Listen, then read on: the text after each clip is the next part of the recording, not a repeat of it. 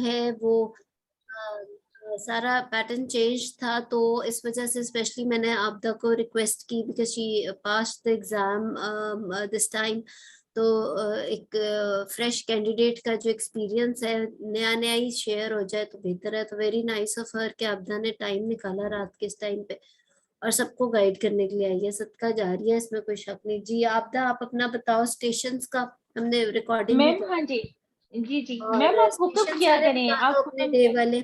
और जी साथ साथ एक्सपीरियंस बताओ और साथ बताओ कि क्या क्या बेहतर और हो सकता था आपकी तरफ से एज ए कैंडिडेट, और तैयारी कैसे की, मतलब अब आगे वालों के लिए क्या एडवाइस होगी।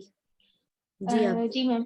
मैम हाँ जी मैम, मैंने ना मतलब वही जो टेम्पलेट्स हैं हिस्ट्रीज के, आप उन टेम्पलेट्स को जैसे आप बताती थी कि उनको शॉर्ट हिस्ट्री फॉर्म में आपने और डॉक्टर राशिद लतीफ के लेक्चर्स और डॉक्टर शिनाज, डॉक्टर यूसुफ के, मैंने तो वही टेम्पलेट्स को फॉलो किया और आप जिस पैटर्न से पढ़ा रही थी बिल्कुल मैंने वैसे ही पढ़ा है। मैंने तो आपके अलावा किसी से पढ़ा ही नहीं मैम, आपको भी पता है। और दूसरा जो है मैम, जो एग्जाम का एक्सपीरियंस ये होता है कि पहले तो एग्जैक्टली। आपने आपको बहुत कंपाइल्ड रखना है, आपने अपने कॉन्फिडेंस शैटर नहीं करना। आप बिल्कुल आपकी कंपोज पर्सनैलिटी, अगर आपको कोई चीज नहीं भी आती तो आपने उसको कोप कैसे करना है। आप फॉर एग्जांपल जैसे मेरा फर्स्ट स्टेशन था, तो वो फर्स्ट स्टेशन इस तरह से था कि एक थी 53 ईयर्स की पेशेंट थी, सॉरी 58 ईयर्स की पेशेंट थी और 8 साल से इसको मीनोपॉज था। और वो रीमैरी करना चाहती थी, मतलब दोबारा शादी करना चाहती थी, और दरमियान में एक दफा उसको पोस्ट मीनोपॉजल ब्लीडिंग की एपिसोड हुई थी जिसपे उसकी एंडोमेट्रियल बिopसी हुई थी जो नॉर्मल थी। तो आपने उसकी काउंसलिंग करनी थी। अब हर बच्चा जो है ना वो इसको इस तरह कंफ्यूज कर रहा था कैंडिडेट के, ये HRT का स्टेशन था, जबकि 8 साल के बाद तो मीनोपॉजल सिम्टम्स तो नहीं ना अपीयर हो सकते। लेकिन सपोज के अगर मैंने उसको जैसे अप्रोच किया तो मैंने उसकी शॉर्ट सी हिस्ट्री ली कि क्या ब्लीडिंग थी, क्या हुआ था, और इसके अलावा उसकी नॉर्मल जो छोटी छोटी थी। हार्डली मैम मैंने 1 to 2 मिनट्स में उसका टेम्पलेट कंप्लीट करके मैंने एग्जामिनर से उसकी जनरल फिजिकल एग्जामिनेशन और स्पेसिफिक एग्जामिनेशन और उसकी प्रीवियस हिस्ट्री के बारे में सारा जो जो था वो मैंने रिकॉर्ड दिया। फिर उसके बाद मैं दोबारा जो रोल प्लेयर था उसको मैंने कॉन्सल्ट किया कि मतलब इसमें कोई मसला नहीं है, और इसके अलावा ये है कि तुम शादी कर सकते हो, अगर तुम्हें मतलब दोबारा ब्लीडिंग का कोई मसला हुआ तो फिर तुम कंसर्न करना, अदरवाइज तुम्हें मतलब कोई ऐसा मसला नहीं है। उसने कहा कि, मैंने कहा इसके अलावा तुम मेरे से कोई बात पूछना चाहती, तो उसने मुझे बताया कि मुझे खारिश होती है, मुझे ठंडे पसीने आते हैं। तो वो एक था कि ठंडे पसीने से मुझे कहा कि मुझे खारिश होती है। मैंने कहा वो 2 डिफरेंट, उसकी हमें रीजन रूल आउट करनी पड़ेगी ना। हो सकता है ट्रॉफिक वेजिनाइटिस हो सकता है एस्ट्रोजन की कमी हो सकता है तुम्हें कोई इन्फेक्शन हुआ हो जिसकी वजह से तुम्हें ये प्रॉब्लम्स हो रही हैं, तो मतलब उसको हम लोग एस्ट्रोजनाइज कर सकते हैं, तुम्हें टैबलेट्स दे सकते हैं, तुम्हारा फिजिशियन से चेकअप करवा सकते हैं। वो नॉन कार्डिक, नॉन हाइपरटेंसिव और नॉन डायबिटिक भी थी। डायबिटीज भी one of the causes of infection हो सकती है। तो मतलब वो मेरा टाइमली कंप्लीट हो गया था। नेक्स्ट स्टेशन मैम इसी तरह ही था कि, सॉरी मैं म्यूट करती हूँ सबको, फिर आप अपने आप को अनम्यूट, जिसने बीच में क्वेश्चन करना प्लीज बीच में भी कर लेना। जी। उसके बाद हाँ। मैम जो नेक्स्ट स्टेशन था वो इसी तरह था कि आर्टिफिशियल रिप्रोडक्टिव टेक्निक्स के बारे में आपने पेशेंट को बताना था। पेशेंट वाज 30 ईयर्स ओल्ड और उसकी बायलेटरल सल्फ इंजेक्शन हुई थी 2 दफा उसकी टॉपिक के बाद। तो पेशेंट वाज 30 ईयर्स और हस्बैंड सीमेन एनालिसिस जो था ना वो नॉर्मल था। तो उसकी भी आपने फिर शॉर्ट सी हिस्ट्री लेनी थी कि आप की जो टॉपिक्स हुई थी कैसे हुई थी, उसमें PID के सारे कॉजेस रूल आउट कर लें, उसकी प्रीवियस सर्जरीज कहाँ हुई हैं, मतलब शॉर्ट सी हिस्ट्री। फिर आपने उसे ये बताना था कि आर्टिफिशियल रिप्रोडक्टिव टेक्निक्स होती क्या है और वो कितने टाइप की होती हैं, जैसे IUI होता है, IVF होता है, ICSI होता है। मैंने उसे सारा काउंसिल किया। उसके बाद फिर मैंने बताया उसे कि तुम जो है ना वो IVF के लिए बेटर होती हो। तो उसने फिर मुझसे पूछा कि उसकी वो एग्जामिनर ने फिर मुझसे खुद ही पूछना शुरू कर दिया कि आप इसकी कॉस्ट क्या है, ये कहाँ कहाँ अवेलेबल है, ये कैसे करती है। तो फिर मैंने उसे सारे क्राइटेरिया बताए जो डॉक्टर राशिद की थी क्लास में, बहुत अच्छे सर ने बताए थे कि ये पहले आपने आइडेंटिफाई करना है पेशेंट को, सिलेक्शन ऑफ पेशेंट, फिर उसका वर्कअप करना है, उसके बाद फिर आपने उसको बताना है ओवेरियन रिजर्व चेक करना है, उसके सारा AMH antral follicular count check करना है, और उसके बाद फिर आपने उसको शॉर्ट प्रोटोकॉल या लॉन्ग प्रोटोकॉल उसके लिहाज से इंड्यूस करना है, ठीक है, ओवेरियन हाइपर स्टिमुलेशन करनी है। गुड। जो उसने मेरे से सारा थेरेटिकल सुना था कि ज्यादा, ये this was more of theoretical, लेकिन इसको बहुत ही अच्छी तरीके से, जिस तरह भी मैं पूरा आपको एक दफा समराइज भी कर दूंगी जो आप दा कह रही हैं, लेकिन ये है कि इसको आपने प्रैक्टिकल अप्रोच में उस चीज को फिट इन करना है अपनी थ्योरेटिकल नॉलेज को। It's almost a complete chapter of ART actually, जो कि आपको पता होना चाहिए इसमें। बिल्कुल ठीक है। मैम, लेकिन उसके अंदर वो बार बार मेरे से पूछ रही थी तुम मॉनिटरिंग कैसे करोगी, तुम TDS पे क्या हाँ वही देखोगी। ना, मतलब यू नीड टू वो नो। हाँ जी, बिल्कुल और बिल्कुल। आपने कितना का फॉलिकल होगा, तो क्या फिर तुम उसके हम्म बाद क्या करोगी। मैंने से बताया कि मैं पूरी एक टीम बनाऊंगी, मैं एम्ब्रियोलॉजिस्ट को इन्वॉल्व करूंगी, मैं इंक्यूबेटर में रखूंगी। फिर वो मेरे से बार बार रोक के पूछती हम्म थी क्या इसके लिए मुझे हॉस्पिटल रहना पड़ेगा, तो हॉस्पिटल रहना कोई क्राइटेरिया नहीं है, मतलब आपको रहना जरूरी नहीं है। हम्म मैंने उसे कहा कि तुम घर भी रह सकती हो, लेकिन ये कि तुम्हें डेली आना पड़ेगा एंट्रोफल मतलब फॉलिकल का साइज मेजर करने के लिए, जो TVS से हम करते हैं। फिर उसने मेरे से शॉर्ट प्रोटोकॉल पूछा कि वो कैसे करते हैं, और फिर उसने मेरे से ये पूछा कि इसके अलावा क्या तरीका होता है कि अगर आप फॉलिकल चेक करते हैं तो इसके अलावा भी कोई तरीका होता है फॉलिकल को चेक करने के लिए। तो मैंने कहा मैडम सीरम एस्ट्राडियोल करते हैं जो नॉर्मली हम लोग नहीं करते, हम लोग सिर्फ TVS से ही फॉलिकल। तो उसने बड़ा वो इस चीज को खुश हो गई। तो उसके अलावा उसने फिर मेरे से मतलब ये पूछा कि क्या ये कैंडिडेट जो है वो IUI के लिए फिटेड नहीं है, तो वो जाहिर सी बात है बायलेटरल सल्फेक्टमी थी, तो IUI के लिए वो फिटेड नहीं थी। तो ये सारा था फिर, मतलब ये टाइमली मैम मेरा कंप्लीट हो गया था अच्छा से। ये था मेरा स्टेशन। गुड और उसके गुड। बाद जो स्टेशन था ना, एक आपके पास हम्म पिक्चर पड़ी हुई थी जो ना एक लाइक एक सिस्ट थी, जिसको कोई कुछ कह रहा था कोई, मुझे तो वो बार्थोलिन सिस्ट लगी। उसने मुझे कहा कि इसके DDs बनाओ, कि इसके DDs क्या होंगे। एक पेशेंट है 25 ईयर्स के है जो स्वेलिंग के साथ आई है और हैवीनेस के साथ आई है और पेन की कंप्लेन कर रही है। तो मैंने कहा मैडम ये बार्थोलिन सिस्ट हो सकती है, ये कोई वो जो होता है एब्सेस हो सकता है, कोई वॉट हो सकता है, कोई और मतलब इसी तरह के मैंने गार्डनर सिस्ट हो सकती है, मतलब इस तरह के मैंने डिफरेंशियल्स बनाए। तो उसमें कहा अच्छा चलो ये बताओ कि इसमें क्या क्या तुम लोग सर्जरीज कर सकते हैं। मैंने कहा ये एब्सेस है जिस लिहाज से ये फीवर है और स्वेलिंग है और टेंडर है, तो उस लिहाज से तो एब्सेस है, एब्सेस की ट्रीटमेंट तो इंसिलियन ड्रेनेज होती है। तो उसने कहा इसके अलावा और क्या कर सकते हो। मैंने कहा मैम मार्शलाइजेशन कर सकती हूँ। तो ये सारी फिर उसने मेरे से उसकी डिटेल्स पूछी, और इसके अलावा मैंने उसको पोस्ट ऑफ केयर भी बता दी, और ये वो तो जो वो खुश हो रही थी उसने कुछ नहीं कहा, उसने कहा अच्छा चलो ठीक है। अगला मैम जो स्टेशन था ना वो बहुत ट्रिकी था। वो लाइक ये था कि आपके पास 3-4 पेपर पड़े हुए हैं, एक पे पेशेंट की हिस्ट्री है। जो पेशेंट आपके पास है 53 ईयर्स की पेशेंट है, जो आई थी आपके पास पोस्ट मीनोपॉजल ब्लीडिंग के साथ, और हम्म उसका बहुत बड़ा मैस भी बहुत बल्कि यूट्रस थी, और इसके अलावा उसको मल्टीपल एपिसोड्स और ना एंडोमेट्रियल ड्रॉप्सी के ऊपर ना प्रोलिफरेटिव एंडोमेट्रियम थी, और साथ में एटिपिया थी। उसके बाद उसकी नेप्रोटमी भी हो गई थी।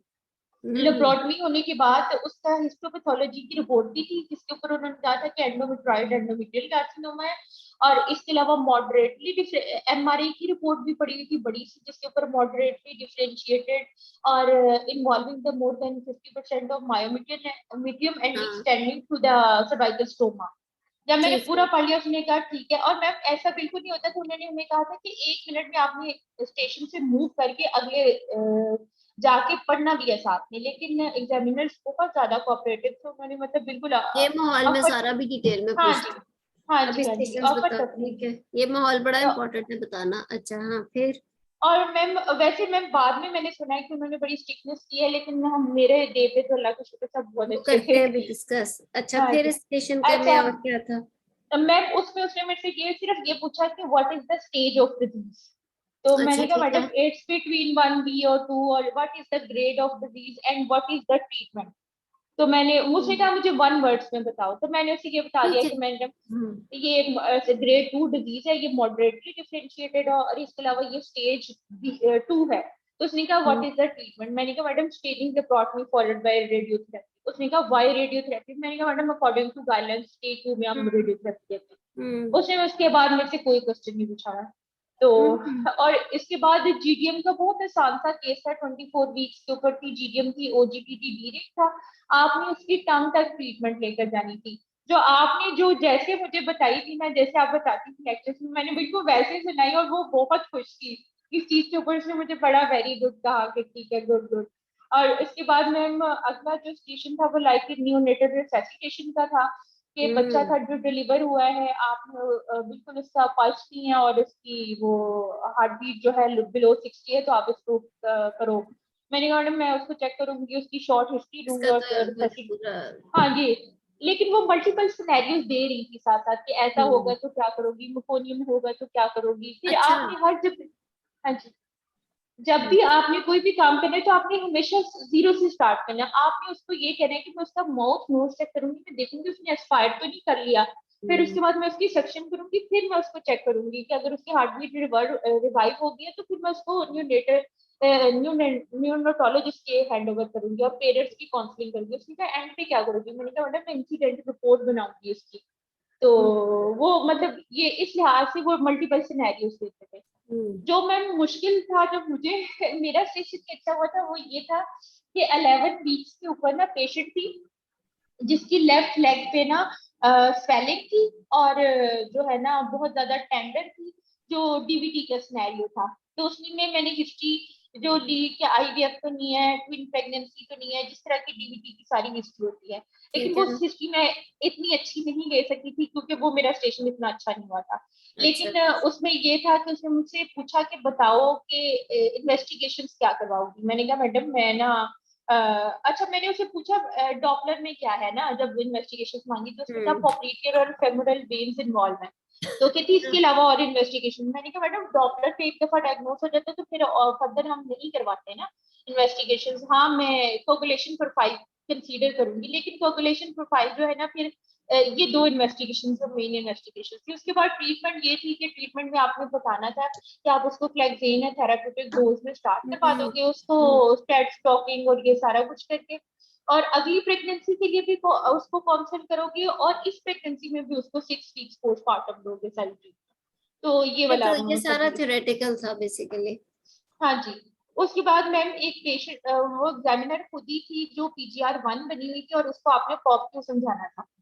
Very good. तो अच्छा। अब मैम फिर मैंने पॉप ट्यूब बना के उसको सारी वॉल्स बना के उसको बड़े अच्छे से समझाई, तो वो हंसना शुरू हो गई कि गुड चलो ठीक है। तो और फिर इवन मैम उसको बहुत खुश थी, उसने मुझे कहा कि तुम शायद पहली कैंडिडेट हो जिसने मुझे पॉप जो सही समझाया आज। मैंने अच्छा। कहा मैडम मैंने कहा मैडम प्लीज नंबर नहीं काटिएगा। अच्छा। हम्म। और जो है ना उससे आगे मैम जो था वो लेप्रोस्कोपी का स्टेशन था।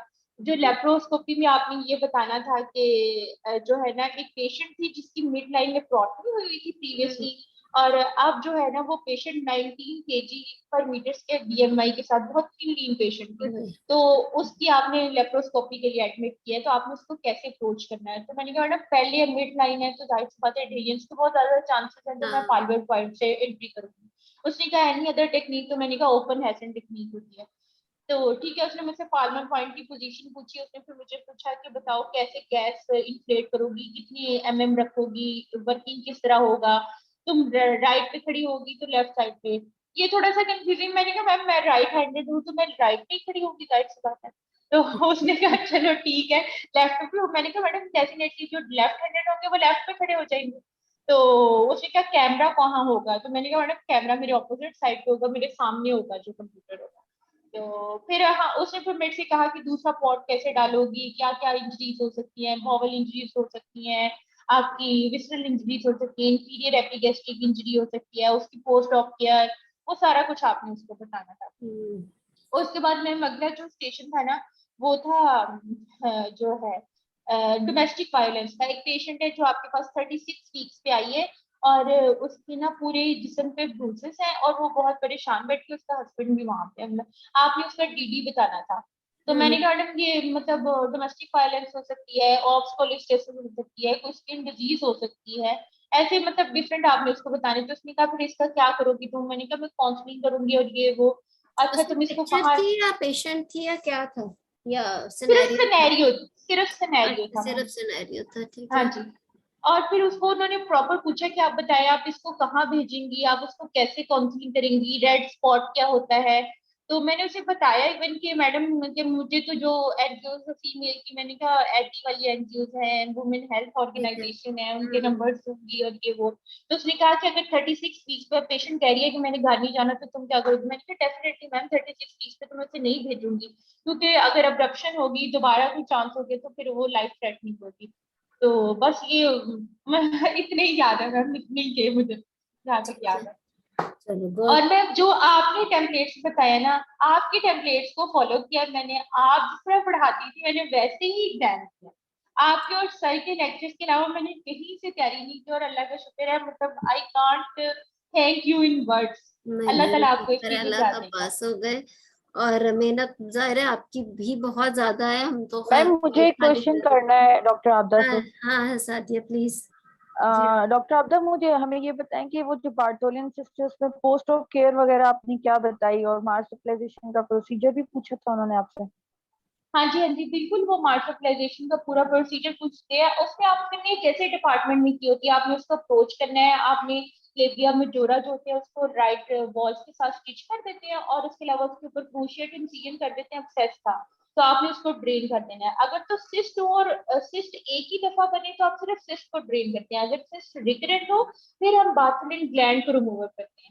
तो उसमें तो अब्सेस था जिसको मैंने इनिशियल ड्रेनेज कर दिया, और पोस्ट ऑफ केयर में मैं एंटीबायोटिक दूंगी, उसको बताऊंगी कि उसने अपनी हाइजीन का ख्याल रखना है, और ये स्कैंडी हीलिंग होगी, और इसकी और इसके अलावा उसको बस मोबिलाइजेशन नॉर्मल और फाइटल एक्टिविटी से आप उसको रोक देते हो फिर आगे। इतनी की मुझे तो याद है। मैं वैसे नहीं होता। गुड। देखो ये जो इस किस्म के स्टेशन है ना, जैसे बार्थलिन हो गया या लेप्रोस्कोपी, अनफॉर्चुनेटली शायद वो इतनी आप लोगों ने की नहीं होती, लेकिन जैसे लेप्रोस्कोपी हो गया, ये इस किस्म के स्टेशन हैं कि ये शायद आपको उस तरीके से किसी किताब में शायद ना मिले कि आप वहां एग्जाम में बोलो। तो इसके अंदर कोई वर्ड टू वर्ड कोई बुकिश चीज ही चाहिए, just think what you do in your department और वो बोलो। एक्चुअली आपदा भी वही बोल रही है जो डिपार्टमेंट में कर रही है। इसमें चीजें शायद मिस भी हो रही हो, लेकिन overall it seems okay. We all know कि एब्सेस है तो incision drainage is the first word जो हमारे मुंह में आता है और हम बोल देते हैं। बात लेना है तो हम मार्सुपिलाइजेशन की बात भी करते हैं। जहाँ पे रिमूवेबल ग्लैंड है वो ना भी बात की जाए वो भी चल जाता है, कर दो तो चलो ठीक है, लेकिन मार्सुपिलाइजेशन इंसिजन ड्रेनेज जो है वो सबसे ज्यादा इंपॉर्टेंट है। सो शायद आपको बहुत ज्यादा डिटेल इसमें ना मिले, और ऑब्वियसली पोस्ट ऑपरेटिवली हम पूरी वही हाइजीन और सिट्स बाथ्स और वो सारी केयर ही कहते हैं, और एंटीबायोटिक्स ऑफ कोर्स। सो इसके अंदर कोई परेशान होने की ज्यादा जरूरत नहीं है। तो और मैम इसके मैंने अंदर मार्क्स भी इसलिए बेहतर ही मिल जाते हैं। कौन कुछ कोई पूछने लगे थे? जी मैम, मैंने आपदा से क्वेश्चन करना है मैम। जी डॉक्टर मैन, आप द क्वेश्चन। आपदा मुझे ये बताइएगा कि ये जो स्ट्रक्चर वाइवा है, वैसे एक तो रोल प्लेयर बैठा होता है, एक स्ट्रक्चर वाइवा है, इसमें एग्जामिनर आपसे क्या क्वेश्चन करता है? मतलब आपने हाँ एक तो जी। टेम्पलेट है ना उर्दू में, आपने बता दी हाँ रोल प्ले, मतलब सारी चीजें आपने पूछी। एक आपने एग्जामिनर को बताना है कि आप ये जैसे यूवी प्रोलैप्स का एक था, एक आया हुआ था एक दिन ना, तो उसमें सारा स्ट्रक्चर वाइवा था। इस चीज की मुझे थोड़ी सी समझ नहीं आ रही कि मैं आप। आपको बताती हूँ। एक्चुअली ना जो स्ट्रक्चर्ड वाइवा होता है ना, उसमें आपके पास सिनेरियो सामने लिखा है। आपने जब सिनेरियो पढ़ लिया है ना, हमें जो गाइड किया गया था ना, उसमें ये होता था कि अगर एग्जामिनर आपको रोक के क्रॉस क्वेश्चनिंग करेगा ना, तो उसमें आपके 3 मार्क्स कट जाएंगे। ठीक है। तो उसमें ये होता है इम्पोर्टेंट कि आपने जब आपने पूरा सिनेरियो पढ़ लिया है ना, तो उसके बाद उसने कह दिया आपको रेडी हो आप, तो आपने कहा हाँ जी रेडी।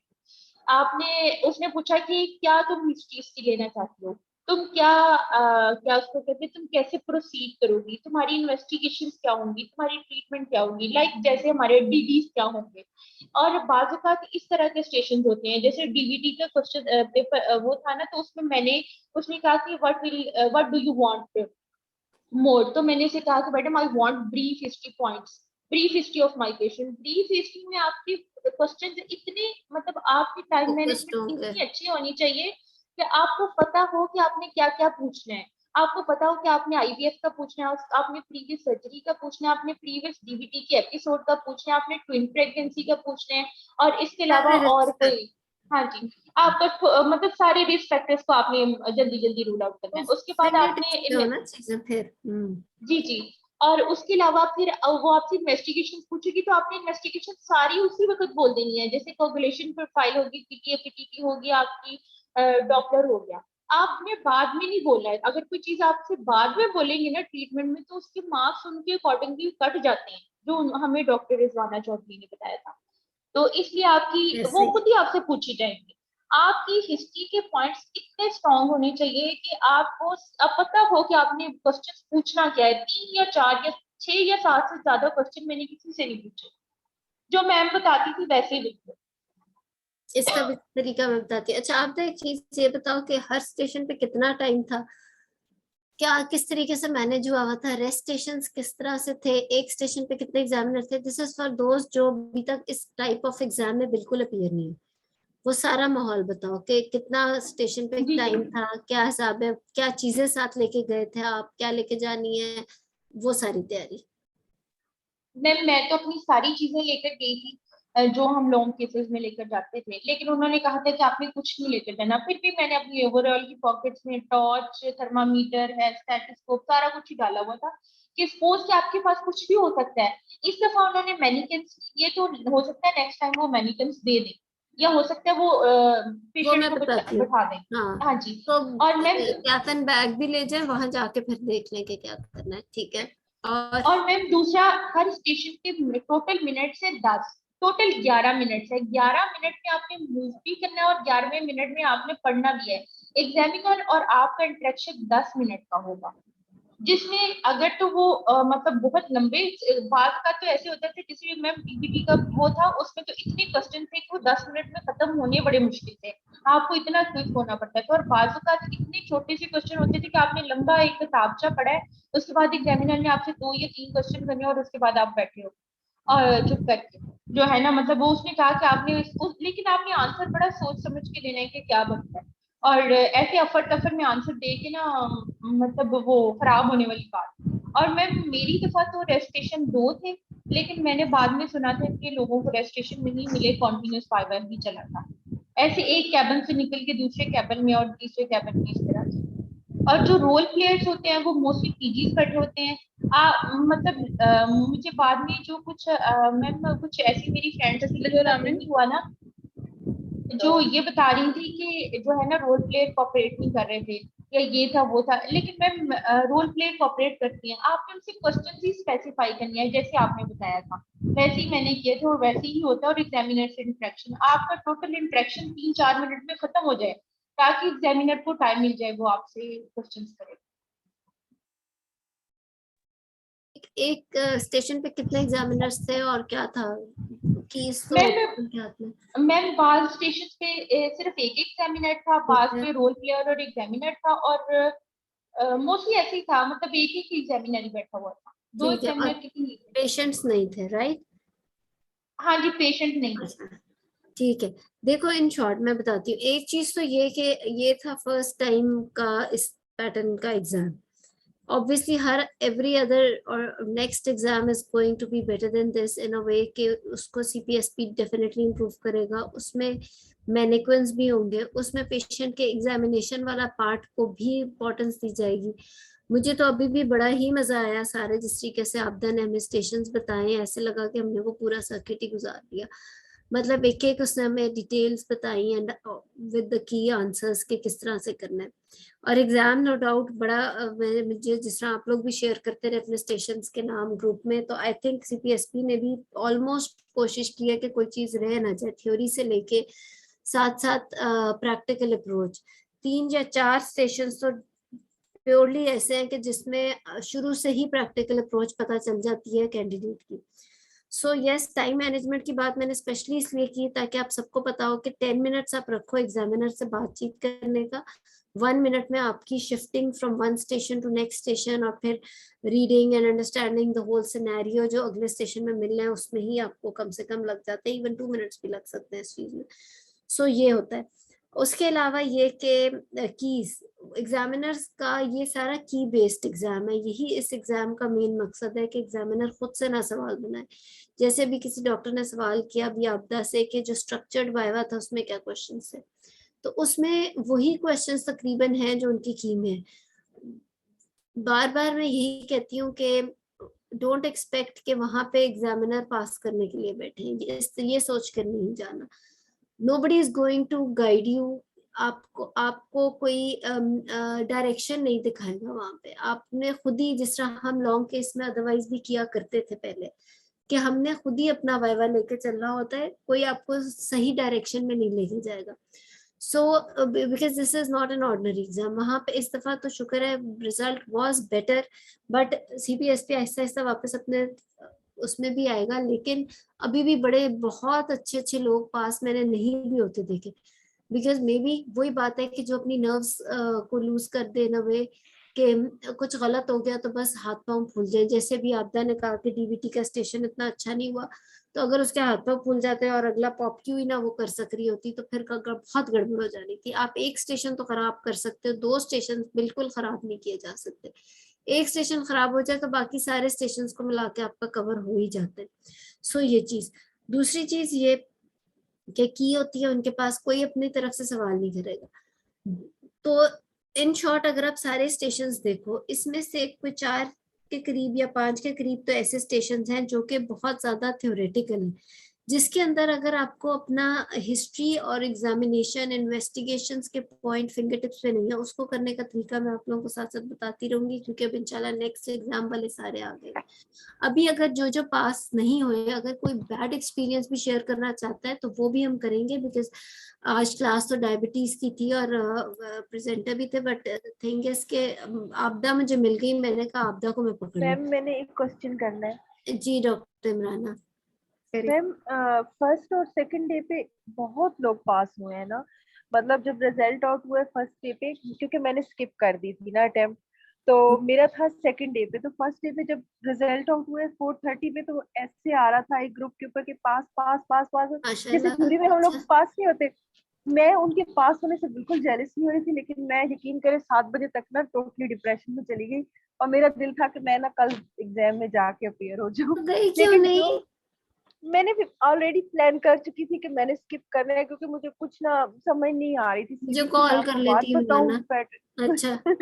नहीं, आपसे मैंने मशवरा लिया था, आपने मुझे बिल्कुल कहा था कि अच्छा, skip नहीं ये वही वाली करना। इमरान है। ये मैं वही वाली इमरान हूं। मैंने तो इतना समझाया था कि हाँ जी, एग्जाम में, लेकिन फिर चलो भी अब मैं जो हुआ। समझी नहीं हूँ, नहीं नहीं, तो वो कोई बात पछता रही नहीं। थी, शायद दे देती। नहीं नहीं, लेकिन मैम, क्या लेकिन मैं पता। थर्ड एंड फोर्थ लेकिन नहीं, ये नहीं सोचना, अब आगे देखना, वो किस्मत में ही नहीं था आपका देना। अगर आप देते भी तो शायद पास ना होते, क्योंकि आपकी किस्मत में अगला एग्जाम देना। बिल्कुल बिल्कुल, वो तो दूसरे दिन भी मतलब हस्बैंड को बताया तो वो भी थोड़े नाराज के, यार तुम दे देती, देखो निकल जाती, आगे क्या होता है। मतलब वो पूरा हफ्ता मेरा ना, मैं खुश भी थी कि एक अच्छा पैटर्न आया है, लेकिन मैं परेशान भी थी कि मैं पैटर्न दे बहुत दी। अच्छा, it's a very good step by CBSE, I must say. ये इसको इम्प्रूव हाँ कर देंगे। देखो इसमें भी कुछ सेगमेंट्स मिसिंग है, इसमें मैनिक्विन्स आने की जरूरत है, इसमें और ज्यादा रोल प्लेयर्स लाने की जरूरत है, जैसे कि डोमेस्टिक वायलेंस वाला केस है, और जैसे कि डीवीटी वाला केस है, उसमें अगर प्रॉपर रोल प्लेयर्स हो तो और भी अच्छा है। इसी तरह एग्जामिनेशन, जैसे कि सीए एंडोमेट्रियम वाला केस है, उसमें एग्जामिनेशन हो, या वहाँ एडिनोमायोसिस का, आई थिंक वो फाइब्रॉइड वगैरह इसलिए नहीं ला सके क्योंकि उनके पास एग्जामिनेशन का कोई सिस्टम नहीं था। तो अभी तो ये बहुत इम्प्रूव करेंगे, और ये सिस्टम बहुत ही जेन्युइन सिस्टम है, जिसमें आप सही तरह असेस कर सकते हो कैंडिडेट्स को। तो जी ये मैम। इंशाल्लाह अगर इम्प्रूव होता जाए तो ये तो बहुत जबरदस्त सिस्टम है।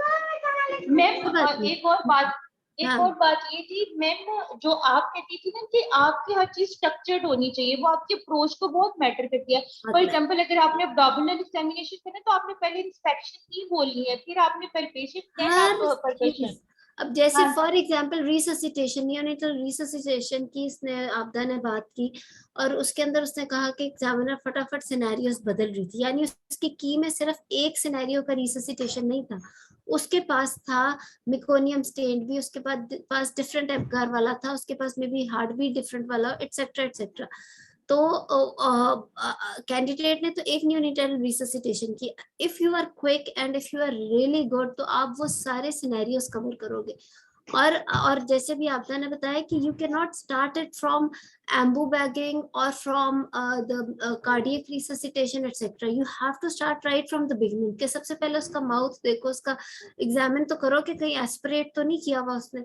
हर चीज आपने जब सिनेरियो बदलेगा ना, वो चीज दोबारा ए से शुरू होगी, वो सी डी से शुरू नहीं हो सकती। तो ये स्ट्रक्चर्ड अप्रोच है जो कि इंशाल्लाह ऐसा ऐसा क्लासेस में आप लोगों की बनवाऊंगी। इसी तरह हिस्ट्री में होता है, जैसे डायबिटीज का फॉर एग्जांपल स्टेशन है, 24 वीक्स का डायबिटीज है जो टर्म और डिलीवरी तक लेके जाना है। यू नेवर नो कि उसके स्की के अंदर वो एकदम से बदल दें, वो कहें कि what if this patient had come to you at 11 weeks, फिर क्या करते? If she had come to you at 36 weeks, if she had polyhydramnios and she had come to you at 28 weeks, वो सिनेरियो बदल बदल के अब उसमें आप कहोगे अगर 28 वीक्स पे, तो I would like to review her from her history. मैं हिस्ट्री से शुरू करूंगी। अगर वो पॉलीहाइड्रामियोस 28 वीक्स पे आई है तो मैं उसकी पूरी हिस्ट्री लूंगी कि नॉर्मलस तो नहीं है बच्चा, या उसका pre term polyhydramnios can present with the labor pains also, so you cannot miss anything in the history। तो बेशक जीडीएम की टर्म तक बात हो चुकी है, लेकिन एग्जामिनर ने सिनेरियो बदला है जेस्टेशनल एज बदल के, तो आपकी बात दोबारा हिस्ट्री से ही शुरू होगी। So these are little things जो कि वो वहां बैठ के देख रहे हैं और वही डिफरेंस क्रिएट करते हैं, क्योंकि वहां पे जितने लोग आए हुए सबको नियोनेटल रिससिटेशन का पढ़ के आए हैं, वो 4 5 10 15 20 एल्गोरिथम्स है, वो सबकी फिंगर टिप्स पे होते हैं। सबको जो है एआरटी का चैप्टर, भला जो सारे पार्ट 2 का रिटन एग्जाम पास करके आए, क्या उनको एआरटी का चैप्टर नहीं आता होगा? लेकिन उन्होंने डिफरेंट कैंडिडेट पकड़ना पास करने के लिए, और वो उनके की में मौजूद है वो सवाल, और वो वहीं पूछेंगे। अगर तो वो इधर उधर की बात करेंगे या पूरी तरह जवाब नहीं देंगे तो हो सकता है एवरेज नंबर आ जाए, या फिर वो पास ही ना करें। सो ये चीज, और उसके अलावा एक चीज और देखो, this is not an exam that you should expect anything from the examiners. We never expected anything from the examiners. वो वहां पर they are not there to facilitate anyone कि आपकी टाइम मैनेजमेंट क्या है। ये कोई बच्चों वाला एग्जाम वहां हो नहीं रहा होता। वहां पे वो कोई आपको ये नहीं बता रहा होता कि वेइंग मशीन किधर पड़ी है, आपने पेशेंट का बीएमआई कैसे करना है, आपने क्या। वो अब आपकी अपनी प्रेजेंस ऑफ माइंड है कि उस एग्जाम सिनेरियो में दिमाग कैसे चलाना है। अगर कोई चीज रह भी गई है तो उसको किस तरह से, इट्स मोर और less practice of your practical life जो आगे आप जाके करने वाले हो। कई दफा क्लिनिक पे बैठ के इतनी अजीब सिचुएशन आप फेस कर रहे होते हो, लेकिन आपको अपना प्रेजेंस ऑफ माइंड रखना होता है। क्लिनिक में बैठ के कई दफा क्या होता नहीं, क्या स्पेकुलम से नहीं नजर आया सर्विक्स, तो डज दैट मीन क्या पैनिक ही हो जाओ? नहीं, आपने बड़े आराम से, बट देखना भी है, क्लिनिकल एग्जामिनेशन तो करना है। either you try to see the cervix with the same speculum or you can change the speculum। इसी मतलब, बट आपने अपने ये नहीं कि हाथ पांव फूल जाए, चीजें गिरना शुरू हो जाए। इसी तरह कई दफा कितना प्रेशर है when you doing your private clinic, जो आप लोगों में से सभी करेंगे इंशाल्लाह। तो कई दफा कितना फैमिली मेंबर्स प्रेशराइज, कितने लोग एंटर हो जाते हैं आपकी क्लिनिक पे, आपको प्रेशराइज भी कर रहे होते हैं, but you should know exactly कि what decision you are going to make for the patient, और क्या इन्वेस्टिगेशन करनी है क्या नहीं करनी। तो वो चीज आपकी नर्व्स पे कंट्रोल हो ही तो आप आगे जाके वो देख सकते हो ना। तो आई थिंक इसी तरह एग्जाम सिनेरियो होता है, इसमें इतनी प्रैक्टिस जैसे आपदा ने कहा है, वो सारा मैं आपको स्ट्रक्चर्ड चीज होने का तरीका बता दूंगी। आपदा ने अगर जाना है तो थैंक यू वेरी मच आपदा, हम आपका ज्यादा टाइम नहीं लेंगे। It was lovely. मैं और डॉक्टर से करो। हाँ डॉक्टर मैम, और मैम और पूछे, एक पेशेंट के पास आया था कि 58 इयर्स और मेनोपॉजल थी, जो रीमेरी करना चाह रही थी, डायबिटिक भी थी, हाइपरटेंसिव, पीएमडी और बायोप्सी नॉर्मल पे आ गई थी। तो उसमें उसकी हिस्ट्री क्या उसने डॉक्टर आपदा ली थी? जैसे आपने पीएमडी के रूल आउट किया, काजिस पूछे, मेनोपॉजल सिम्टम्स पूछे होंगे, डायबिटीज और हाइपरटेंशन पूछा होगा, और क्या पूछा था आपने? मुझे ये जहन में आ रहा था कि टेम्पलेट कैसे बनाए इसका। मैम इसका जो है ना डॉक्टर निधि, इसका टेम्पलेट ऐसे स्टार्ट होता है कि आपने पोस्ट मेनोपॉजल ब्लीडिंग एक एपिसोड होगी ना, आपने उसकी डिटेल्स पूछनी है पहले, ब्लीडिंग कितनी थी, कैसे हुई थी, कहाँ चेकअप करवाया था, और एंडोमेट्रियल बिopसी हुई थी तो आपको क्या काउंसलिंग दी थी। दोबारा कोई एपिसोड हुई तो नहीं है। उसके बाद आपने ये पूछ लेना है कि कोई पेस्ट इंसर्शन वगैरह तो नहीं हुई, कोई प्रोलैप्स वगैरह तो नहीं हुआ, इसके अलावा जो है ना आपको कोई इसके अलावा कोई रसोली शसोली तो नहीं है, लाइक फाइब्राइड वगैरह, और इसके अलावा तो इसकी कोई और मेन कॉजेस तो नहीं। हाँ, पॉपुलेशन डिफेक्ट्स पूछ सकते हैं, bleeding disorders in family, any previous such. बस मैम, मैंने एक और बताना था, जो ऑडिट का स्टेशन था ना, वो सबको बड़ा मुश्किल लगा था, और वो सबसे आसान स्टेशन था। उसमें ये था कि आपने ऑडिट करना था कि अपने आपके हॉस्पिटल में सिजेरियन सेक्शन बहुत ज्यादा हो रहे हैं, तो उसकी क्या वजह है। तो वो ये था कि आपको आपने बताना था कि मैंने एक ऑडिट को फॉलो करना है जो can be prospective, can be retrospective. तो वो मोस्टली उसने कहा कि नहीं, ये मोस्टली रेट्रोस्पेक्टिव ही होता है। तो मैंने कहा ओके मैडम। तो उसने कहा कि कितने मंथ्स का, मैंने कहा 3 मंथ्स का मैडम, मैक्सिमम मैं सारे डाटा लूंगी, मैं फाइल्स इकट्ठी करूंगी, मैं पेशेंट्स की फाइल इकट्ठी करूंगी और जो डाटा के रजिस्टर होते हैं हमारे हॉस्पिटल में उनको इकट्ठा करूंगी, और उसके बाद मैं रिव्यू करूंगी कि कैसे, मतलब क्या सिजेरियन सेक्शन है, क्यों इंडिकेशन है, ये वो। फिर उसके बाद उसने मुझे एक चार्ट दिया जिसके ऊपर लिखा हुआ था कि जो है ना, इतने फॉर एग्जांपल 78 सेक्शन हैं जो फेल्ड इंडक्शन की वजह से हुए, और 52 सेक्शंस हुए हैं जो वो मतलब लाइक फेलियर टू प्रोग्रेस और इस तरह से था, शायद मेकोनियम की वजह से। और जो है ना 200 के करीब सेक्शन ऐसे हुए हैं जो सीनियर ट्रेनिंग जो है ना पीजी, उसकी एडवाइस में हुए हैं। तो उसने, और बाकी मतलब बहुत लंबा सा था ये, मैं इसमें सिर्फ फ्लॉज बता रही हूँ आपको। तो उसे मुझे बताया कि इसमें तुम्हें क्या लगा। मैंने कहा मैडम क्योंकि कंसल्टेंट डिसाइड नहीं कर रहा, कंसल्टेंट की डिसीजन होना चाहिए कि सेक्शन किसका होना चाहिए और इंडक्शन किसकी होनी चाहिए।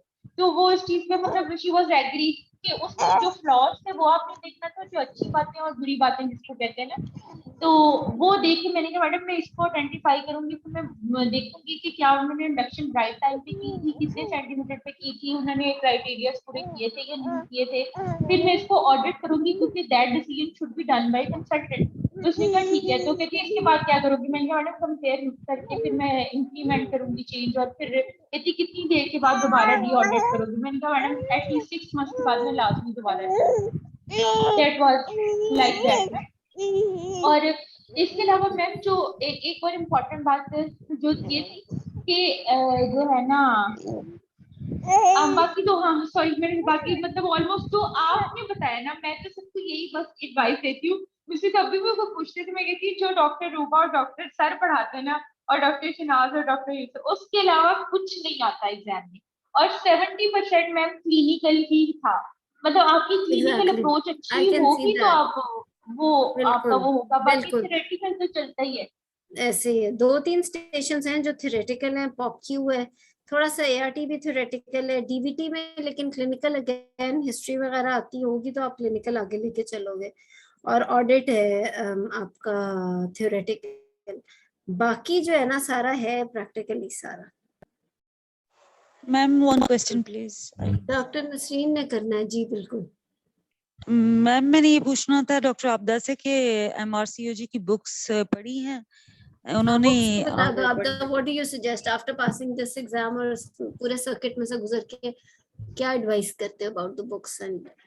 मैम बुक्स में ये है कि शाजिया खटक है, सना उजाला है, आप पढ़ लें, अच्छी बात है। मतलब वो एक वो क्लिनिकल है, लेकिन उनमें भी हर चीज को फॉलो नहीं करना होता है। कुछ लोग ना बुक्स की हर चीज को फॉलो करते हैं।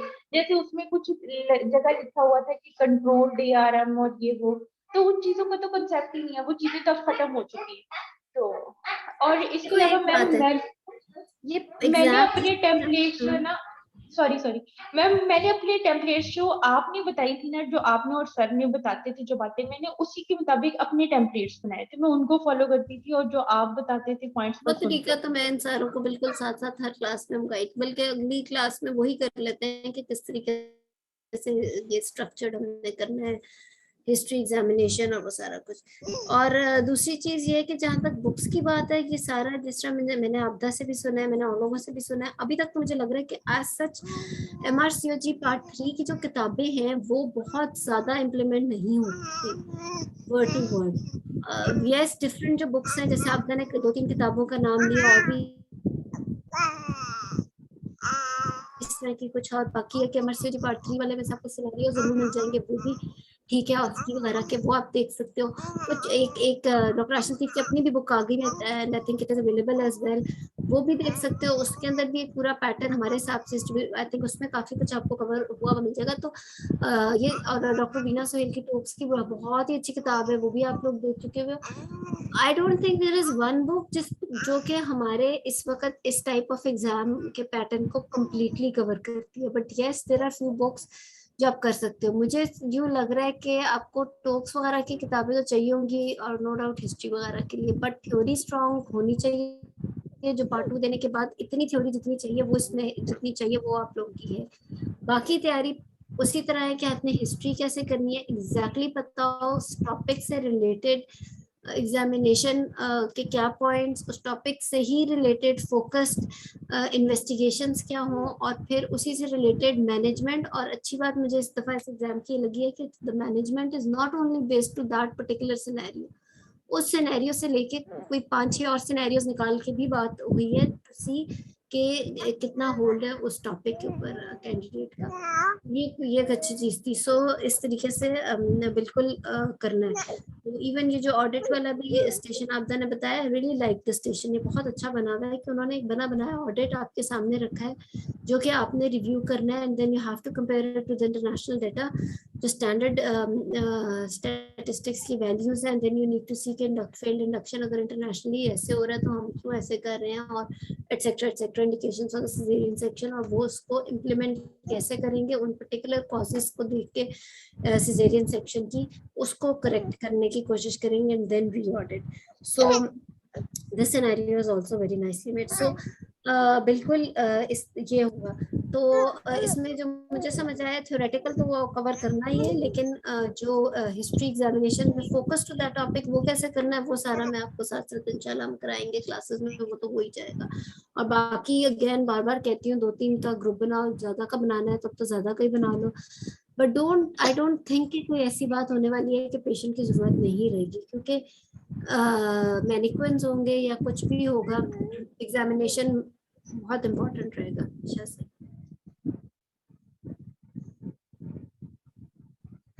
बिल्कुल ठीक है। और कोई क्वेश्चन? अच्छा, जो बच्चे पास नहीं हुए या किसी का बैड एक्सपीरियंस था, if anyone wants to speak up please बोलो, अपना एक्सपीरियंस शेयर करो। ये सारा जो है ना, ये अब जिस तरह आपदा ने हमें गाइड किया सबको, आई थिंक ये बहुत बड़ा सदका जारी है। तो ये बहुत ही जबरदस्त तरीके से बताया, तो बहुत लोगों को फायदा हुआ होगा। इसी तरह अगर किसी का नहीं भी अच्छा एक्सपीरियंस या किसी को लगा कि examiners were rude at that time, तो हो सकता है कोई हम उसकी वजह भी देख लें, उससे भी फायदा हो सकता है। कुछ शेयर करना तो करो, शाबाश।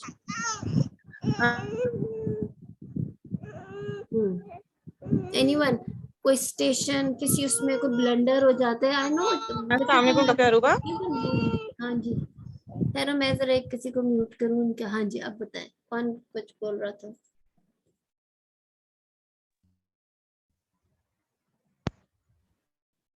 जी जी, आई थिंक सदफ ने कुछ कहना है शायद।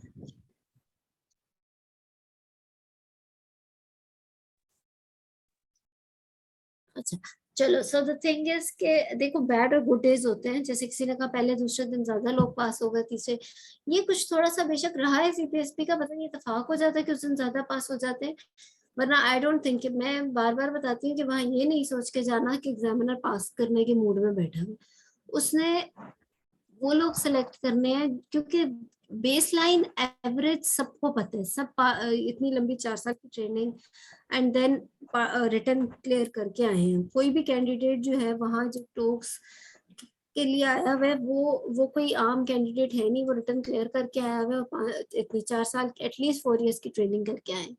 सो बेसलाइन तो सबको ही बातें पता है, इसीलिए तो वो बातें इन्होंने निकाल दी हैं। जो लॉन्ग केस के अंदर पहले बेसलाइन इन्वेस्टिगेशन मांगी जाती थी, एंटीनेटल पूरी हिस्ट्री बोली जाती थी, because everyone knows all those things. अब इसीलिए तो उन्होंने फोकस्ड बात में आए कि जो चीज पता है अब उससे आगे की बात, ताकि उसमें से भी उन्होंने वो लोग निकालने हैं जो कि कोई शक ना रह जाए कि वो पास होने वाले हैं।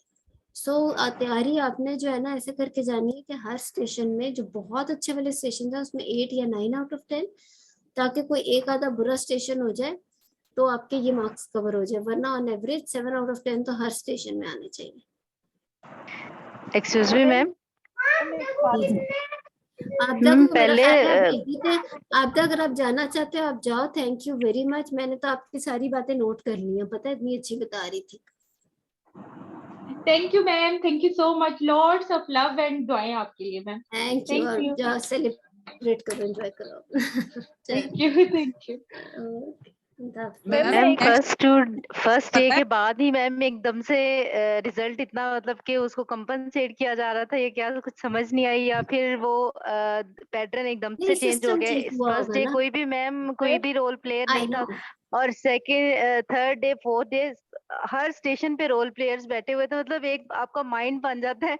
उसके बाद मैम मतलब कुछ समझ ही नहीं आ रही थी, और कुछ स्टेशन मतलब जो मुझे फील हुआ, जैसे हमारा वल्वल कार्सिनोमा का केस था मैम, उसमें पहले आपको हिस्ट्री दी हुई थी थोड़ी सी उसकी वल्वल इचिंग और इसकी इरिटेशन वगैरह की ना, तो रोल प्लेयर बैठी हुई थी, उससे हम पूछे थे क्वेश्चंस वगैरह उसके। अच्छा, अब वो एक फोटो दी हुई थी, फोटो की इतनी ज्यादा समझ नहीं आ रही थी कि मतलब कि थोड़ी सी ब्लड सी पिक्चर थी। अच्छा, तो मतलब एकदम से उसकी कोई रिपोर्ट वगैरह भी नहीं दी हुई थी, पहले वो पूछी थी अच्छा हिस्ट्री में क्या पूछोगे, एग्जामिनेशन में क्या पूछेंगे, इन्वेस्टिगेशंस क्या करवाएंगे, ओके क्या करेंगी अब आप ना इस पेशेंट का, तो मैंने कहा कि बायोप्सी करेंगे। उसके बाद मैम वो कहते हैं कि अच्छा चले बायोप्सी पे, अब ये आ गया मैम, ये फिर उसके बाद पेशेंट को बैड न्यूज भी ब्रेक करने का, और फिर उसके बाद वो मैं मतलब कि मैंने उसे बताया तो अच्छा ऐसे हो गया, मतलब कि एक वो या तो होता है ना कि कुछ हमने जो MRCOG बुक से थोड़ा वो प्रैक्टिस की हुई थी कि या तो आपको कार्सिनोमा स्टार्ट में ही दे दिया जाता है कि आपने ब्रेकिंग द बैड न्यूज करनी है, वो 10 मिनट्स में ना वो पॉसिबल नहीं हो रहा था,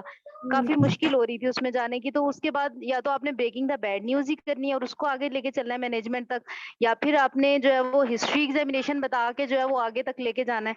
तो वो थोड़ा ये टाइम मैनेजमेंट यहाँ पे जो है ना वो थोड़ा सा मुश्किल हुआ कि एकदम से वो कहती है अच्छा ब्रेकिंग द बैड न्यूज भी आ गई उसमें, और उसके बाद फिर कार्सिनोमा आ गया, तो उसमें कार्सिनोमा की फर्दर इन्वेस्टिगेशंस भी फिर करवाएंगे जैसे MRI वगैरह, उसके बाद फिर सारे वो मल्टीडिसिप्लिनरी टीम को इन्वॉल्व करके सारा उसको समझाना था, मतलब वो थोड़ा टाइम मैनेजमेंट। और मैम एक कार्डियक डिजीज का पेशेंट था जिसमें एक सिनेरियो दिया हुआ था, ग्रेविडा 4 बैड ऑब्स्टेट्रिक हिस्ट्री थी, और कोई गेस्टेशन नहीं बताई हुई थी, कुछ भी नहीं, और पेशेंट आई थी बस ग्रेविडा 4 पैरा 0 अबॉर्शन 2 है, पैरा 1 अबॉर्शन 2 है, और ग्रेविडा 4 एंड कोई गेस्टेशन वगैरह नहीं बताई, और बस ये बताया हुआ था कि जो है ना वो पेशेंट काफी डिप्रेशन में आई है। तो मैम उसमें अब उन्होंने रोल प्लेयर बिठाई हुई थी, मैंने रोल प्लेयर से मैम पहले तो जाहिर सी बात है उसका बायोडाटा उसकी आइडेंटिटी कंफर्म की सब कुछ। मैम हिस्ट्री में जब हम पूछने लगे हैं कि गेस्टेशनल एज, अब गेस्टेशनल एज जाहिर सी बात है डेट्स नहीं निकालेंगे तो आगे तक कैसे जाएंगे हम, तो पहले उसकी डेट्स निकाली मैम, फिर उससे पूछा कि अच्छा आप ग्रेविडा 4 पैरा आप बैड ऑब्स्टेट्रिक हिस्ट्री थी हाँ सदफ, हाँ जी सदफ, मेरा कोई लाइव इशू नहीं है इस वजह से ना, मैंने कहा ओके। फिर मैं अब बैड ऑब्स्टेट्रिक हिस्ट्री के बाद मैम जब हम पूछे कि मैं डायबिटीज पूछ लूं, उससे ब्लड प्रेशर पूछ लूं, पता नहीं म्यूट क्यों हो रहा है बार बार।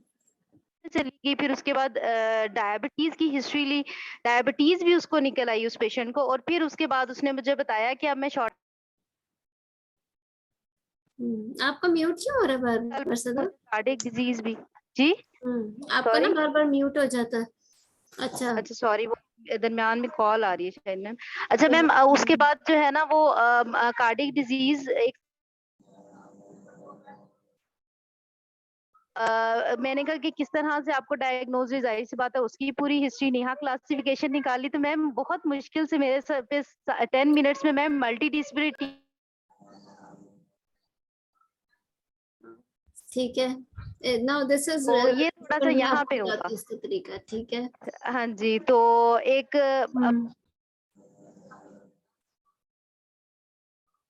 वो अब कोई मैम पास मेरी अगर वो करे उसमें 4 जुलाई को किसी का हुआ था तो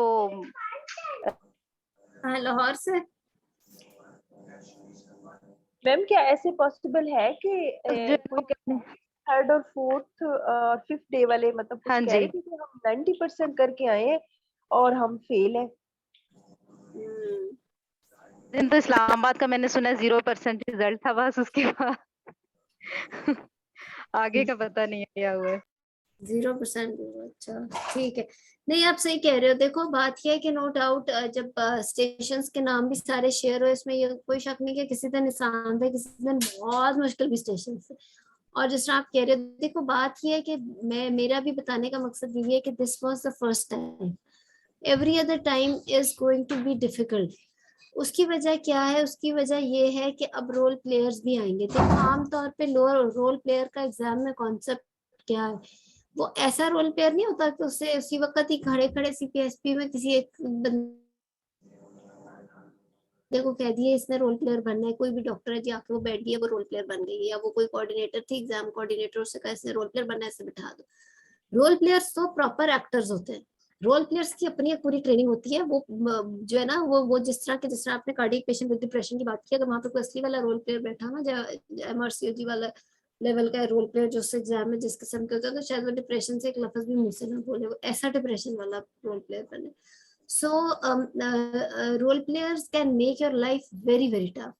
दूसरी चीज ये है कि अब अगले एग्जाम्स में वो और भी टफ करेंगे, मैनिक्विन्स और आएंगे, पेशेंट के एग्जामिनेशंस के ऊपर डीडीज के ऊपर बात होगी। ये चीज अभी मिसिंग थी।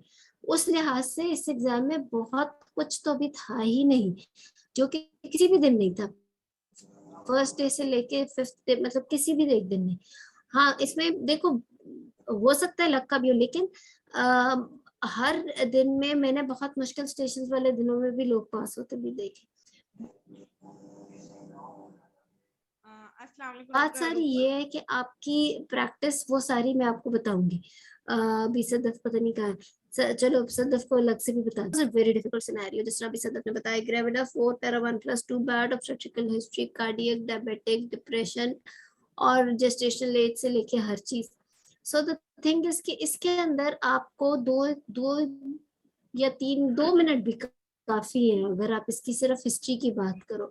अगर आपको एग्जैक्टली पता है कि बैड ऑफ क्रिटिकल हिस्ट्री में क्या 5-6 सवाल आपने पूछना है, कार्डियक पेशेंट में क्या 4-5 सवाल आपने पूछना है, डायबिटिक में क्या 4-5 सवाल पूछना है, और उसके बाद आप आगे बात करो एग्जामिनेशन की। सो आई डोंट थिंक कि टोटल जो है सिर्फ उसको असेस करने, पेशेंट को असेस करने में आपके कोई 4 मिनट से ज्यादा लगे। पेशेंट में एक से ज्यादा मसाइल है, मेडिकल डिसऑर्डर्स है, बैड ऑब्स्टेट्रिकल हिस्ट्री भी है, जिसमें ज्यादा चीजें वो सबके लिए ही ज्यादा है, एग्जामिनर के लिए भी ज्यादा है। तो उसके अंदर की भी ऐसी ऊपर ऊपर वाली बनी होती है, उतनी डीप किस्म की भी नहीं बनी होती। तो उसके अंदर फिर आप उसी तरह से उसका एग्जाम या उसका स्टेशन भी इतना मुश्किल नहीं होता।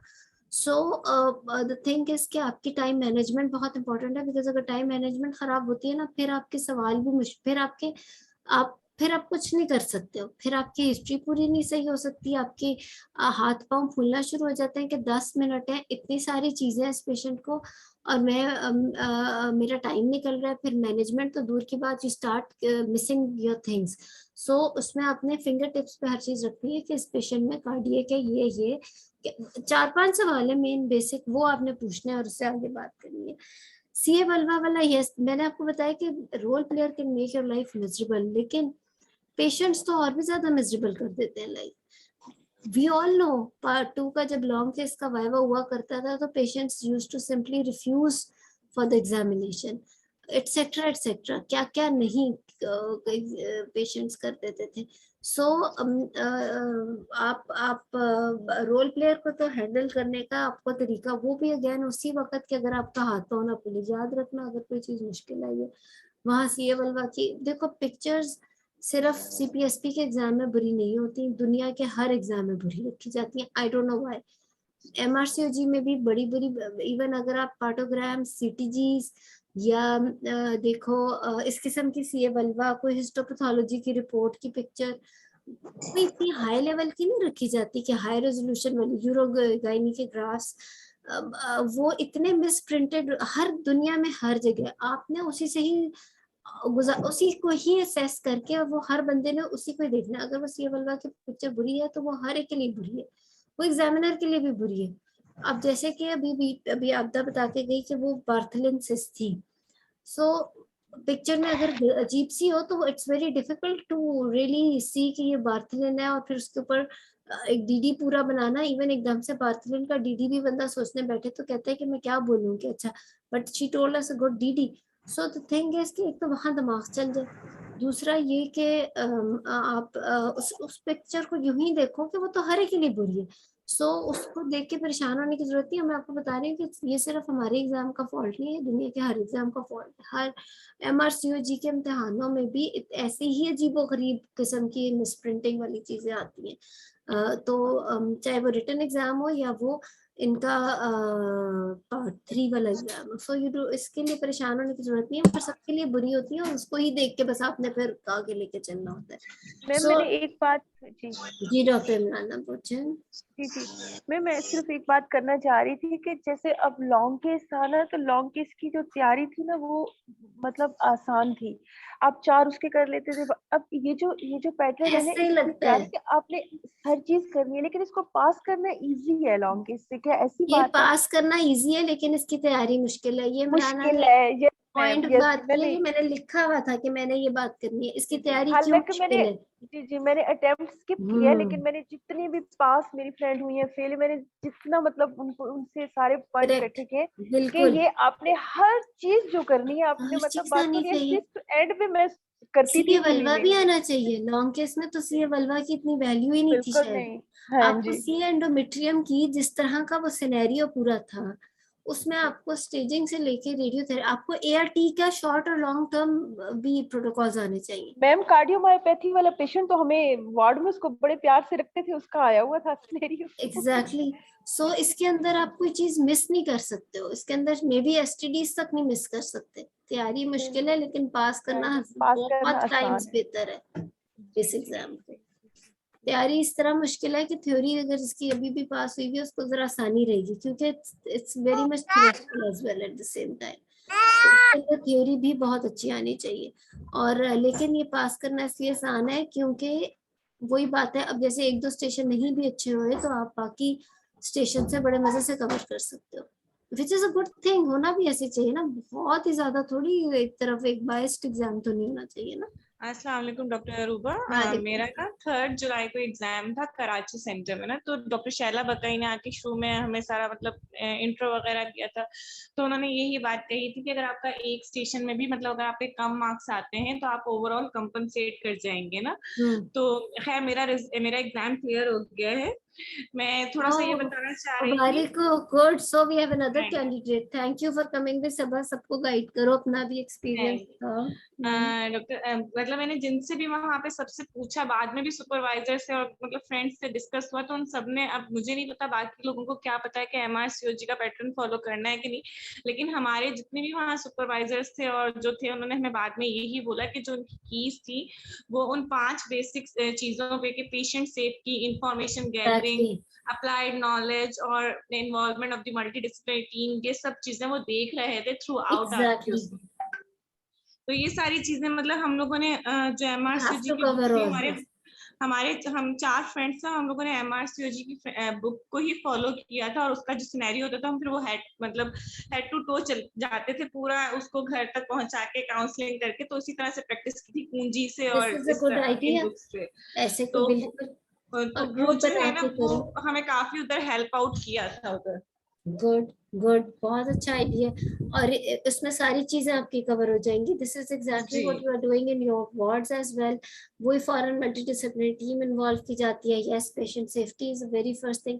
इस एग्जाम में फिलहाल हमने बात वाकई बहुत ज्यादा ऐसे की कि जैसे मे बी बुक्स के अंदर होता है या MRCOG प्रोटोकॉल्स के अकॉर्डिंगली, बिकॉज अभी उस तरह से सिनेरियोस शायद थे नहीं, लेकिन अभी वो सारे अगले एग्जाम में या उससे अगले एग्जाम में वो सारी चीजें आएंगी।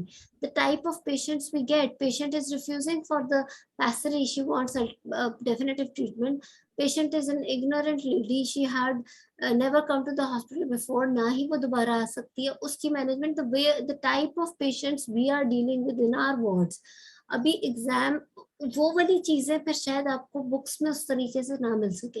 वो आपको वो करना पड़ेगा जो आप अपनी ट्रेनिंग में करते आए और सीखते आए हो। उसमें हर पेशेंट पे you have been covering all those aspects जो सबा ने भी बोले, सेफ्टी से लेके मल्टीडिसिप्लिनरी टीम से लेके एवरीथिंग। बट यस, प्रैक्टिस के लिए those books are very very good. और आहिस्ता आहिस्ता मैंने कहा हर अगले एग्जाम में CPSP is going to improve the standard of exam in a way कि वो उन पेशेंट्स के ऊपर लेके आएंगे जो कि आपने डील करने हैं वार्ड्स में जाके, और जिनसे आपका इनकाउंटर होना है ज्यादा से ज्यादा, so that you should know exactly कि आपने अपने रिसोर्सेज में रह के अपने टाइप ऑफ पेशेंट पे किस तरीके से लेके चलना है, considering all those very important points which Saba just mentioned. So yes, I think those books, yes, it's a very good idea कि आप उस बुक से करो, ताकि तो आपको एक वो पैटर्न भी मिल जाए कि आपने बोलना किस तरीके से, और ग्रुप स्टडी के साथ. मैम मैंने सुना है कि मैम एक फ्रेंड जो पास हुई है वो कह रही कि जो लास्ट अभी अटेम्प्ट हुआ है उसमें पासिंग परसेंटेज कम थी, अब जो नेक्स्ट आएगा अटेम्प्ट उसमें ये लोग बढ़ा देंगे. अब पता ऐसे नहीं ये नहीं बात होता. सच है. मैंने ये आपको बताया, देखो ज्यादा लोग पास हो जाए उसमें भी अल्लाह ना करे एक बंदा फेल हो सकता है, वो कोई भी हो सकता है. कम लोग पास हो रहे हैं उसमें से सारे फेल हो जाएं, क्या पता सारे एक दिन में सारे ही फेल हो जाएं और एक बंदा पास हो और वो साइमा मुनीरी हो. सो यू नेवर नो कि किस दिन क्या हो जाए. आपने अपना एग्जाम और अपना दिन लेके जाना है. सेकेंडली ये कि ये सोच कर नहीं जाना कि वहां पे एग्जामिनर्स आज के दिन ज्यादा अच्छा रिजल्ट देने के मूड में. वहां पे यही सोच के जाना है कि जो करना है, जो डायरेक्शन है, जो चीज है, you have to understand the scenario, you have to know exactly कि वो स्टेशन क्या है, और आपने उस स्टेशन में रह के उस पूरे 10 मिनट में अपना बेस्ट देना है फॉर दैट स्टेशन. बेस्ट से कम नहीं देना. ये नहीं समझना कि आज एग्जामिनर पास होने के मूड में बैठे हैं, इस वजह से चलो मैं 4 बातें बोल दी हैं, 2 बातें भी स्किप करो, टाइम जा रहा है, मैं अगली बात पे आ जाऊँ. You have to give your best. ये नहीं सोचना वो एग्जामिनर इसलिए पास नहीं करने के बैठे हुए कि आप 2 बातें स्किप किए जा रहे हो. सो आपने उस स्टेशन में रह के उस दिन में अगर सारे फेल है और एक बंदा पास है, that person has to be you. ये सोच के जाओ. अस्सलाम वालेकुम मैम. वालेकुम सलाम. जी जी. मैम हमारा जब हमारा डे 2 पे एग्जाम था ना, तो हम डे 1 पे डॉक्टर रिजवाना चौधरी ने जब हम डे 2 पे ब्रीफिंग करी तो मैम कह रही थी कि डे 1 पे 79% रिजल्ट आया ना, तो वो कह रही थी कि हम लोग अभी परसेंटाइल रेस करेंगे इस्लामाबाद सेंटर का मैम. तो कह रही थी कि या तो हम परसेंटाइल रेस करेंगे, हम हर स्टेशन की पासिंग रखेंगे नेक्स्ट एग्जाम के लिए. तो इस तरह तो नहीं होगा मैम, ये तो फिर बड़ा मुश्किल मैंने हो बार जाएगा. बार कहा है, देखो जो अच्छा परसेंटाइल रखेंगे यस मैम, वो कह रही थी कि या तो हम हो परसेंटाइल सकता है. रेस करेंगे 60 उसकी से, वजह और या तो ये हो सकता है. ये एक पॉइंट इतना बुरा इसलिए मुझे नहीं लगा क्योंकि आप ये देखो, किसी एक दिन अगर आसान स्टेशन आ गया और अगले दिन बहुत मुश्किल स्टेशन आए हैं, तो जिस दिन मुश्किल आए हैं उस दिन परसेंटाइल तो कम करे ना. यस मैम, ये तो सही वैलिड बात ये लगती है. बात वैलिड है. मुझे लेकिन ये मैम इस बात तरह तो बहुत नहीं अच्छी होगा कि लगी. हर स्टेशन पासिंग लाजमी होगा, मतलब हर स्टेशन पे आपका नहीं नहीं नहीं परसेंटाइल. नहीं, वो हर जिस जिस सेंटर में एग्जाम हो रहा है वहाँ रूल सेम अप्लाई होंगे कि वही स्टेशन कवर हो सकता है अगर एक अच्छा नहीं भी हुआ. लेकिन परसेंटाइल वाली बात बहुत अच्छी लगी है मुझे. और मैम ये प्रॉम्प्टिंग की हमें समझ नहीं आई थी कि एग्जामिनर्स अगर प्रॉम्प्ट करेंगे तो -3 डिडक्शन होगी, तो ये मतलब प्रॉम्प्ट ओवरऑल क्या मार्क्स. होता है? नहीं, ऐसा कुछ नहीं है. मैम हमें ये उन्होंने बताया था कि डे 2 पे डॉक्टर रिजवाना ने खुद ही बताया था, उन्होंने कहा था क्या? कि आज से अगर डेट एग्जामिनर प्रॉम्प्टिंग करें, अगर आपको कोई किसी चीज की तरफ गाइड करेंगे शायद इस तरह, इसकी मुझे भी समझ नहीं आई थी मैम, लेकिन इस पे -3 की डिडक्शन होगी. तो मुझे देखो मैंने उस बात वक्त ये ये है बात कि सुनी नहीं थी, लेकिन आई बाद में don't really think so. -3 deduction तो नहीं होती कोई चीज. -3 तो बहुत ही ज्यादा नंबर है. मैम लेकिन ये उन्होंने कहा था ना हमें क्या हम डे 3 पे भी कहा था क्या इस्लामाबाद कहा से, था? यही कि अगर हमने आपको प्रॉम्प्ट किया बस आप खुद से बोलेंगे, अगर हमने आपको प्रॉम्प्ट किया तो हम आपके मार्क्स 3 पहले के डिडक्ट हो जाएंगे, तो आपको मतलब आपको 7 में से फिर मार्क्स मिलेंगे. नहीं देखो, बात सुनो, मैं आपको बार बार बताती हूँ कि एग्जामिनर की डायरेक्शन पे तो जाना ही नहीं है. I have seen many examiners giving wrong directions also. यानी पेशेंट जो भी है वो उन्हें कोई चीज नहीं पसंद आई भी कैंडिडेट की, क्या पता उसने हिस्ट्री में एग्जामिनेशन में कोई अच्छी बात नहीं बोली, एंड दे हैव डिसाइडेड. जो पहले हुआ करता था, अब तो ये कर नहीं सकते क्योंकि अब तो एक वो की दी होती है, उसके अकॉर्डिंगली वो मार्क्स देते हैं. तो अगर उन्हें कोई चीज पसंद नहीं आई होती थी तो वो गलत डायरेक्ट करना शुरू कर देते थे केस को. तो मैं आपको बार बार बता रही हूँ कि वहां पे जो स्टेशन है एंड दैट सिनेरियो, जैसे कि आपके पास क्लिनिक पे ओपीडी में या वार्ड में होता है scenario, you don't have any other person to guide you और टू गिव यू डायरेक्शन कि आपने इस मरीज को किधर क्या करना है. You should know your own direction. You can not depend on anyone. ये तो बिल्कुल एक्सेप्टेबल ही बात आपके अपने लिए नहीं होनी चाहिए कि somebody should direct you or somebody should direct your management.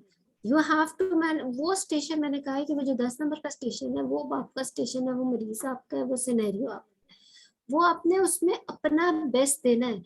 You should not need anyone to give you any direction. ये बात तो बिल्कुल एक्सेप्टेबल है।